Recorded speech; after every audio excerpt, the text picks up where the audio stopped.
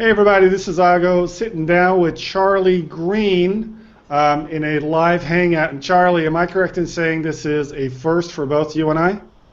I think I messed around with a Hangout once, but pretty much the first time, yes. All right, well, you know what? This is officially the first time that I have ever hung out, at Oh, least on great. Google, that is. So with that, Charlie, it's always a pleasure, to speak with you. Likewise. I would almost say, you need no introduction, but do you want to take a quick 30 seconds and maybe introduce folks to who you are and, Sure. why we're talking?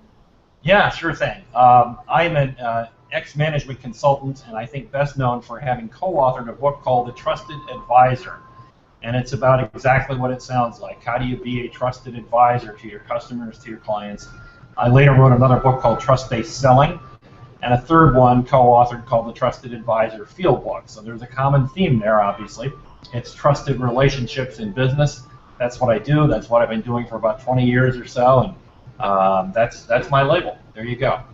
Absolutely. And surprisingly, the topic for today is obviously why you need to become a trusted advisor and how to do it. Now, we want to, you and I talked before, we want to keep this highly actionable and highly practical, as we always do.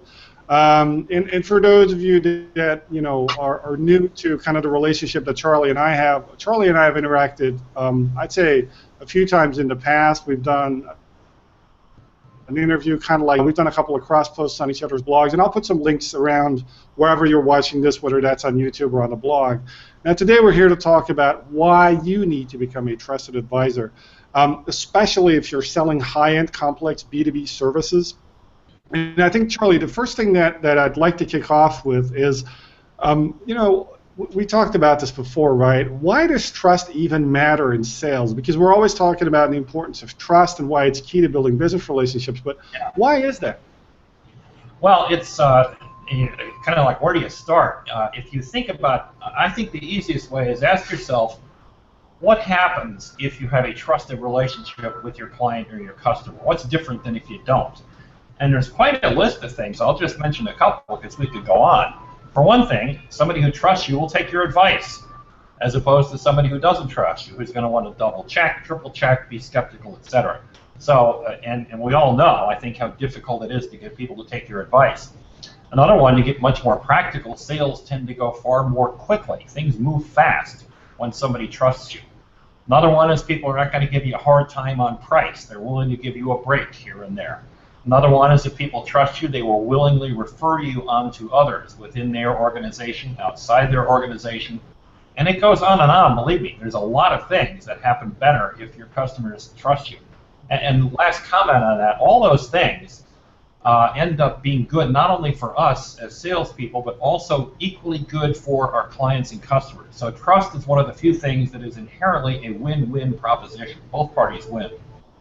Well, that's interesting. So I can see what you're saying about why it's good from the sales side, right?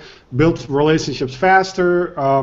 You build deeper relationships as well. As you say, you don't get knocked down on price so much. But why is it good for the seller or for the buyer as well? Well, think about the value of being able to go to somebody whose advice you can trust.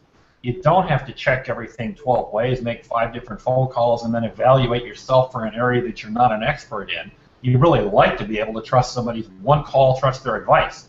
You'd like to be able to deal with somebody that you know is not going to be price gouging you, that's going to be fair overall. If you really trust somebody, you trust that they have your best interests at heart, not just their own. And if you meet somebody brand new, a new vendor for the first time, you never know. In fact, the presumption is they're probably in it for them, not you. But a trusted relationship, you can kind of depend that they're in it for you for the long haul. So it goes faster, more deeply. They're not going to embarrass you. They're not going to come up with lame-ass excuses if they're late on something, and they'll own up to their mistakes. And those are some of the reasons it works on the buyer side. You know what? And you know this. I've been a buyer for such a long time, and I used to work in large corporations. And for about 10 years, I did no selling whatsoever, right? I did a lot of buying. And to me, I have to say, Charlie, that having that kind of relationship, it is such a comfort to have that, to know that someone is looking out for your best interests, know that they are truly committed to succeeding and to mutually succeeding, right? It's not just you or them, it's both, and you know how you succeed together. But the other thing is, it's also, unfortunately, it's these relationships are few and far between, and they take a long time typically to establish. Would you agree with that? Would you agree with the statement that trust takes a long time to establish? No, I wouldn't, and thanks for asking that. It's one of there's a number of misconceptions about trust, and that's number one. The fact is, if you break trust down into certain components, we have a thing called the trust equation that breaks trustworthiness down into 4 factors. One of them takes time, and that one is called reliability. And by definition, if you're going to establish that somebody has a track record, they're reliable, they're dependable, well, that takes time because that takes multiple experiences. But the other 3 factors really don't. One of them is credibility. It doesn't take that long to assess whether somebody is smart, qualified, checked out, intelligent. You can first of all check their references and their degrees and qualifications and so forth. That takes a few minutes. You can meet with people and pretty quickly assess, do they get things, do they think clearly, and so forth. The other 2, which are soft factors, what we call intimacy and low self-orientation, those we assess immediately. You meet people and you immediately know if they're in it for themselves or they're in it for you, unless they're very good at being a con man. But this stuff is hard to fake. Even Bernie Madoff is in prison last time I checked, and he was pretty good at faking it. Yeah, absolutely. And there's one thing I want to back up a little bit. You said, you know, this is one of the biggest misconceptions in how trust works. What are some of the other ones? The other one kind of goes hand in hand. We often hear trust takes a long time to build and a short time to destroy. Well, that's not really true either. The amount of time that it takes to destroy trust, time is not the issue. The issue is the quality of trust. If the quality of trust is very high and very rich and very deep, then they will allow you one screw up. You know, you can mess up a little bit and people will give you a break. A tragic example of it is look at the case of battered women, battered wives. If trust was broken in a minute, they'd leave at the first incident, but that's not what happens because there's a much deeper relationship. So the trust can be created quickly also, but it isn't the speed, it's the depth that matters. So we need to relate those two. There's much more about depth and quality. Yeah, absolutely. And as we're on the topic of misconceptions about trust, some of the things, you know, one of the things that you and I talked about in a conversation that was kind of a prequel to this to this live session was that, you know, we often talk about trust as being part of the soft stuff, right? It's kind of the soft stuff, the touchy-feely stuff. And you and I said, you know, it's not about the soft stuff. It's about the right stuff. So yeah. Any comments on that? Well, yeah, you're right. I mean, we've done some research on it through that trust equation thing that I mentioned. 60,000 people have taken an online assessment, and while it's true that one of the soft factors turns out to be the most powerful, and I mean that in a very statistically accurate way, it's the highest regression component of the 4. Nonetheless, it has very hard impacts. So you see trust ends up showing up in things like client retention rates, time to market, degree of account penetration, client margins, all these kinds of purely economic factors. And it makes perfect sense. Really, we are more comfortable with, we get along with, we gravitate towards people with whom we have a trusted relationship. And so, I mean, I'm not sure if that's what you're getting at, but there's some very hard aspects of trust. Yeah, and I've certainly noticed in my own, you know, professional experience that there is almost like a tangible, quantifiable component to trust. It's almost, it's a little bit like literally putting money in the bank, isn't it? You know, you kind of fill that bank account and you build that relationship, and as you do that, you start seeing good things happening.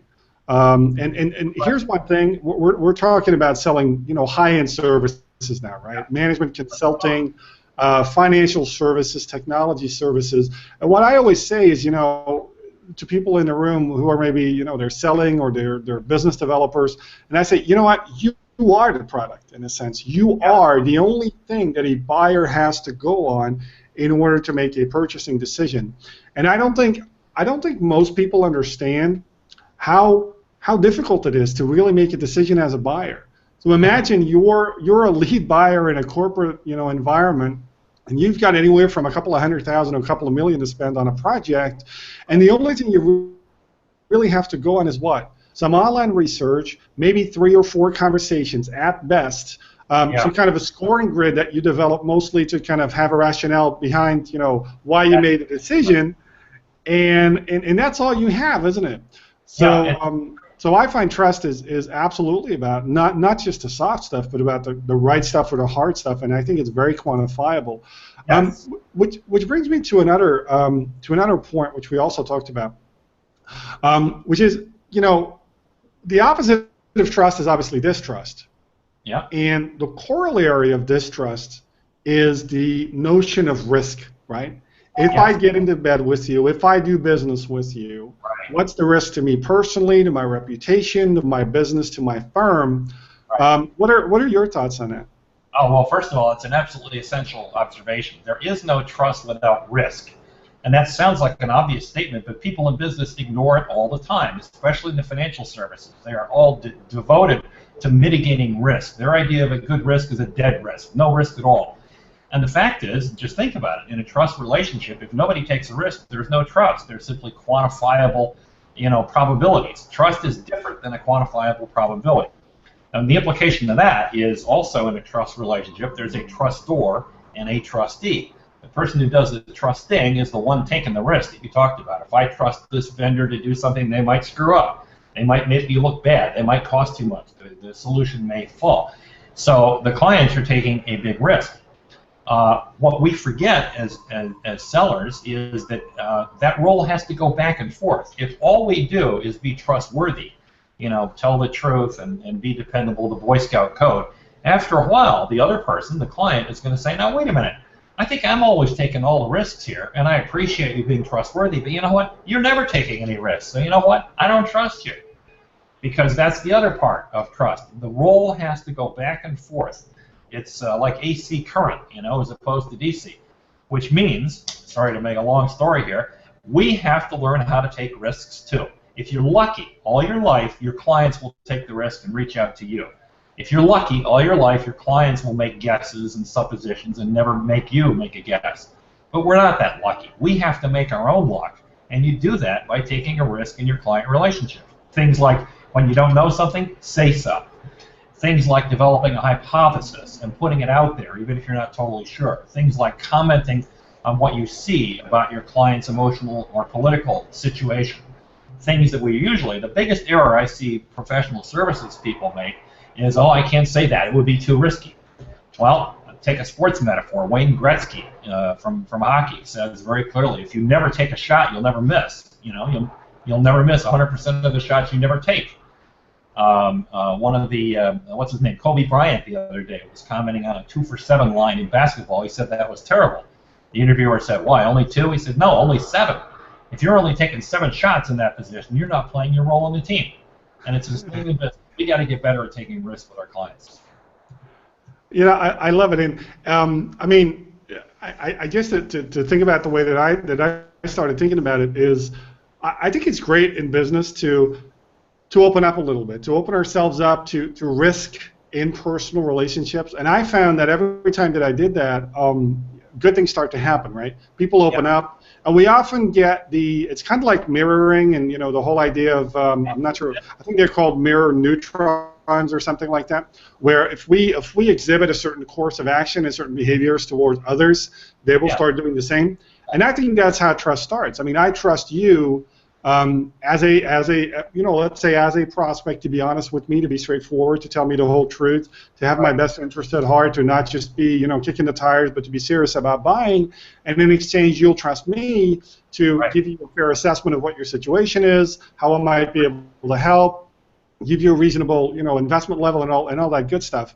And I think if we're talking about that, the number one thing that's holding us back from doing that is fear. Right? It's fear, plain and simple. So any thoughts on strategies that you've seen that are successful for folks to get past that fear, to get out from behind the corporate mask, if you will, and open themselves up a little bit and to take the risk of trusting? Yes, yeah, and well said. I want to go back to something that you mentioned a while ago, that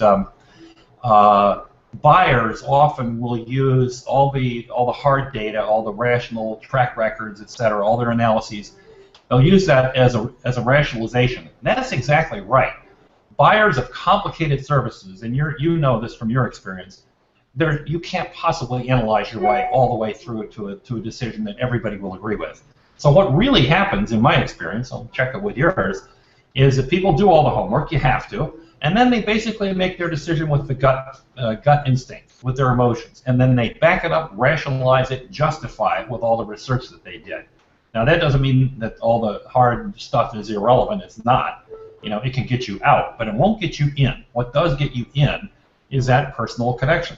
You asked, you know, what are some things people can do? I'll list a few. One of them is get in the habit of saying, "Tell me more."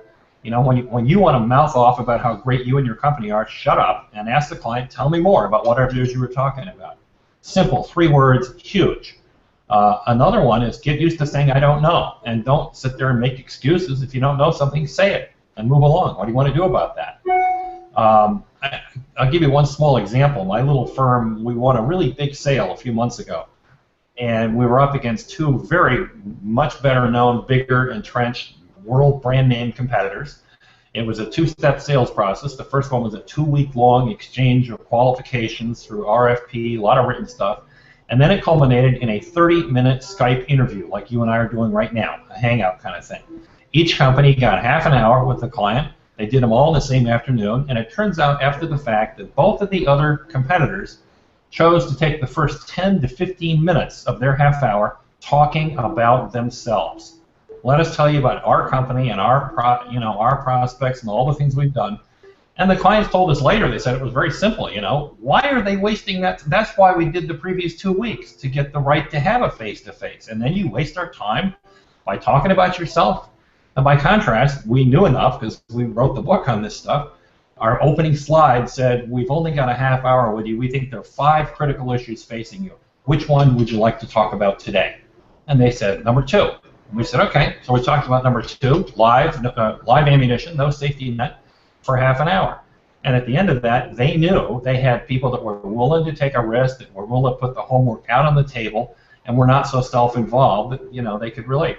And that's the basis of their decision. So there's a good example of it. You know what, and I love that example for so many reasons. And the first one is because it speaks to that fear that we were talking about, right? I mean, let's be honest, it's a little intimidating. You walk into a room, there are 5 serious-looking people there in front of you. They're all, you know, they're all very professional-looking and have big titles. And there is this real tendency to hide behind your slide deck and your slideware and to be the quintessential professional, right? And you know, I mean, I'll give you an example of my own, a story of my own, if you will. A couple of years ago, I was doing an RFP, and again, I was on the buying side, so I was tasked with finding a short list of, let's say, 3 to 5 potential partners that we would go to an RFP process together with. And I had a conversation with about, you know, via phone with about 8 of them on the phone, just initial conversation, and I decided to invite 5 for a 90-minute meeting with me, just to generally discuss the scope of the project and to get to know each other a little bit and understand the capabilities and whatnot. So firm A, which is the preferred, you know, vendor, the behemoth of the industry, comes in, and for 90 minutes, I remember this. I don't know if that such a thing exists, but I think this guy was a double PhD, and they came in and talked about themselves, their track record, their firm, their client list, their history, their capabilities, their models, their frameworks, their, you know, for about probably about, I'd say 7. And by the time I got to ask a question as a buyer, I was so worn out that all I wanted to do was get out of that room.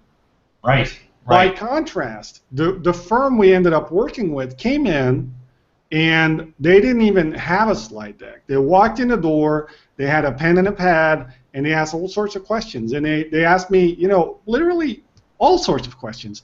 And at the end of that, I remember thinking, you know, that was such an insightful conversation, because through the questioning, not only did they get a chance to exhibit, you know, their own capabilities and whatnot, but they also were able to highlight a couple of potential areas of risk that I didn't see, educate me on things that I hadn't considered, and that's when we really started building that relationship that ended up to them winning the sale.